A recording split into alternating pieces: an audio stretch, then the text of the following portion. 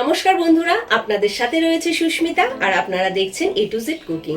আপনাদের প্রত্যেককে আমার চ্যানেলে স্বাগত। আশা করি আপনারা ভালো আছেন, সুস্থ আছেন। আর আজকে আমি আপনাদের সাথে শেয়ার করতে চলে এসেছি লাউয়ের পায়েস। পুরো রেসিপিটা দেখুন, আশা রাখছি ভালো লাগবে। যদি ভালো লাগে একটা লাইক করতে ভুলবেন না। আর যারা নতুন বন্ধু দেখছেন এখনো চ্যানেলটিকে সাবস্ক্রাইব করেনি, তাদের কাছে অনুরোধ রইল চ্যানেলটি সাবস্ক্রাইব করবার জন্য। পাশে থাকা বেল আইকনটিকে প্রেস করে রাখবেন, নেক্সট ভিডিও নোটিফিকেশন আপনাদের কাছে পৌঁছে যাবে। তাহলে চলুন কথা না বাড়িয়ে সরাসরি আমরা রেসিপিতে যাই।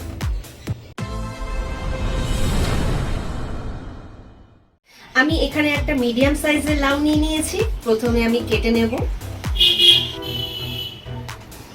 প্রথমে বোটাটাকে কেটে নেব।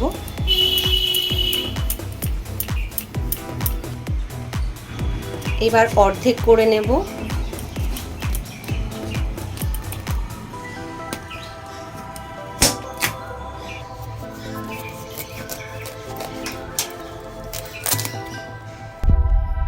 আমি একটা ছুলনির সাহায্যে লাউটাকে ছুলে নেব।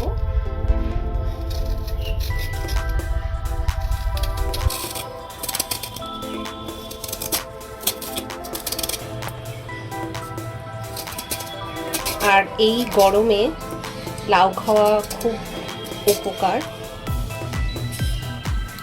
আর লাউয়ের এই মধ্যের অংশটা আমি ফেলে দেব, যেখানে দানা থাকে সেই অংশটা আমি বাদ দিয়ে দেব।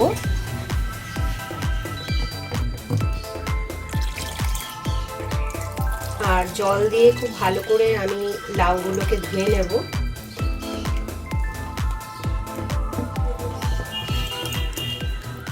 লাউটাকে ভালো করে ধুয়ে নিয়েছি। ধুয়ে নিয়ে এবার আমি গ্রেট করে নেব।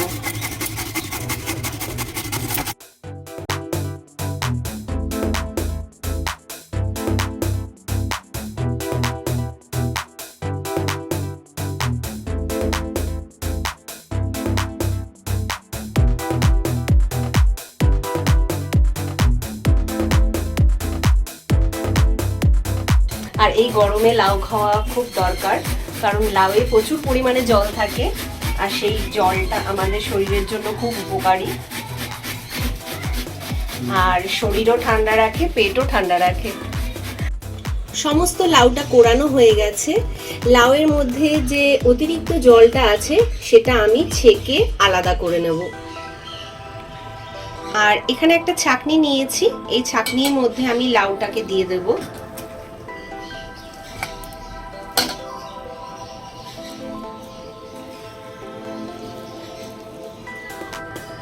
আমি এবার এই লাউগুলোকে চেপে চেপে জল বার করে নেব।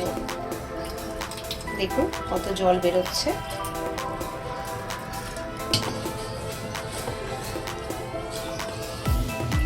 সমস্ত জলটা আমি ছেঁকে নিয়েছি। এবার একটা অন্য পাত্রে আমি রাখছি। একইভাবে আমি বাকি লাউগুলোকেও ছেঁকে নেব।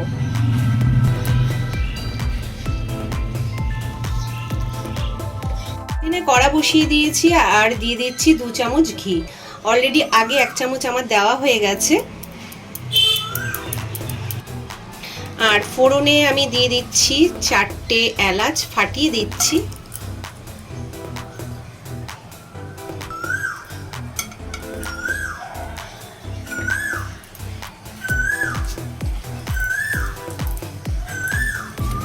ফোড়নটা ততক্ষণ করে নেব যতক্ষণ না একটা সুন্দর গন্ধ আসছে ততক্ষণ। এবার জল ছেঁকে রাখা লাউগুলোকে আমি দিয়ে দেব।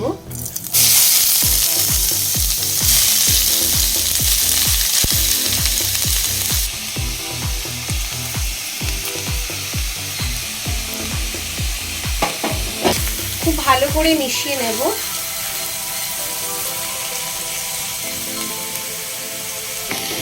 আর একটু লাউটাকে ভাজা ভাজা করে নেব।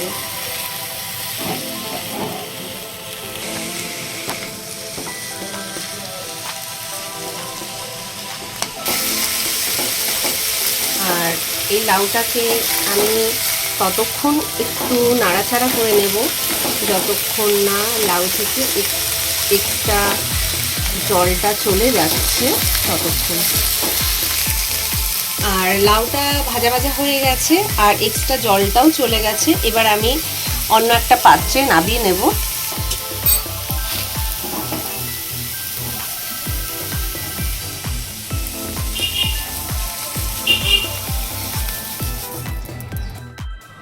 ওই একই প্যানে আমি 500 গ্রাম লিকুইড দুধ নিয়েছি, এটা খুব ভালো করে জাল করে নেব।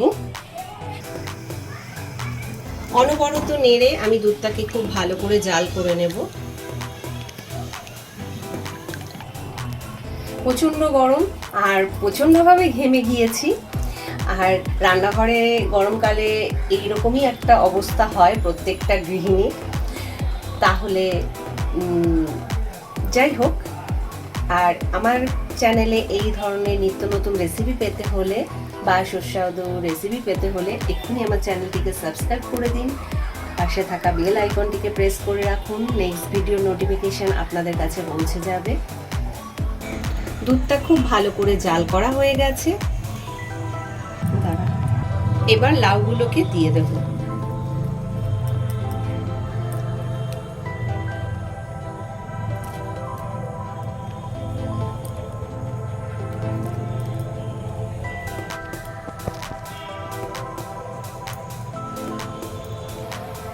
খুব ভালো করে মিশিয়ে নাড়াচাড়া করে আরও 3 থেকে 4 মিনিট আমি রান্নাটা করে নেব মিডিয়াম আছে।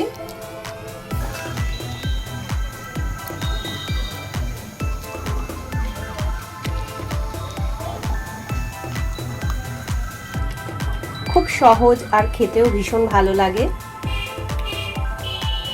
আর দিয়ে দিচ্ছি খুব সামান্য নুন।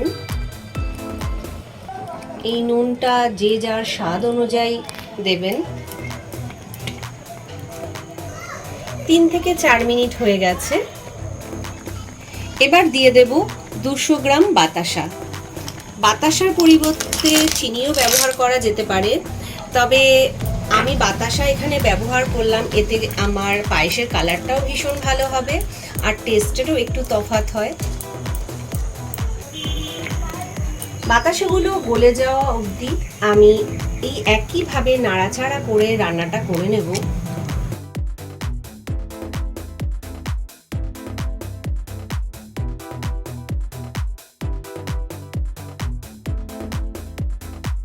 এখানে আমি 2 চামচ গুঁড়ো দুধ নিয়েছি, সেটাও দিয়ে দিচ্ছি।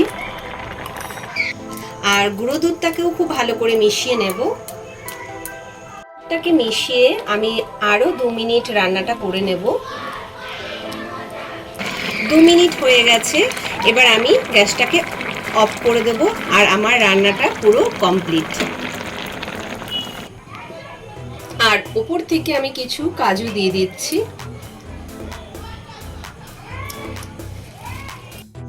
আশা করি আপনাদের রেসিপিটা ভালো লেগেছে। যদি ভালো লেগে থাকে একটা লাইক করতে ভুলবেন না। আর যারা এখনো চ্যানেলটিকে সাবস্ক্রাইব করেননি তাদের কাছে অনুরোধ রইল চ্যানেলটি সাবস্ক্রাইব করবার জন্য। পাশে থাকা বেল আইকনটিকে প্রেস করে রাখবেন, নেক্সট ভিডিও নোটিফিকেশন আপনাদের কাছে পৌঁছে যাবে। তাহলে পরের দিন দেখা হবে আবার নতুন কোনো রেসিপি নিয়ে। আপনারা ভালো থাকবেন, সুস্থ থাকবেন, সবাইকে ভালো রাখবেন। জয় শ্রীকৃষ্ণ।